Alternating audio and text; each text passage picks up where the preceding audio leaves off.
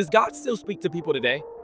You know, if you were to ask 1 in 10 Christians that question, you'd probably get 4 or 5 different answers at least. Most people would argue that the only way that God speaks today is through the Bible. And while I would agree that the Bible is one of the ways that God still speaks today, I would argue that it's not the only way. And I would base that argument off of what the Bible itself actually teaches. So I want to very soon do a series that looks at the different ways to hear from God. And very quickly, I'm just going to run through several of them. One is through our own conscience. At the end of the day, God is speaking to each of us through a still small voice in our heart that's telling us right from wrong. It's sensitivity to his spirit that can help us make important decisions on a moral level. Two, the things that Jesus taught. Jesus is the word of God according to the Bible. And what he spoke, he was commanded to speak by God. So if you're trying to decide what is God telling you, you need to listen to Jesus.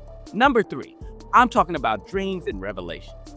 You know, all throughout the Old Testament and even on to the New Testament, you'll see example after example of God speaking to people through dreams. And so even today, because God is still the same yesterday, today, and forever, he can speak to us through our dreams if we'll take the time to listen.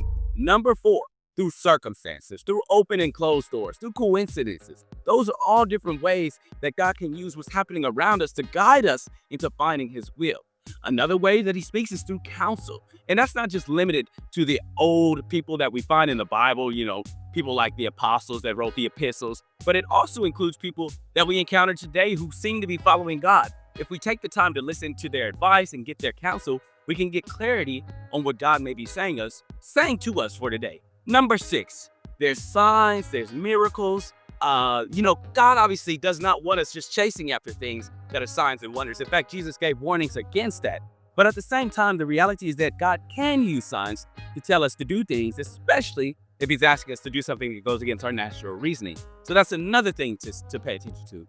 And finally, there's burdens. This one can get us off the rails if we focus too much on following our own desires. But the reality is that sometimes God can use our own interests and desires to guide us into what we should do, as long as it doesn't contradict something else that he said specifically through what Jesus taught. So these are several ways that God still speaks today. I hope you get some encouragement through knowing that he still can talk, and look out for ways that you can apply these teachings in your life today. God bless.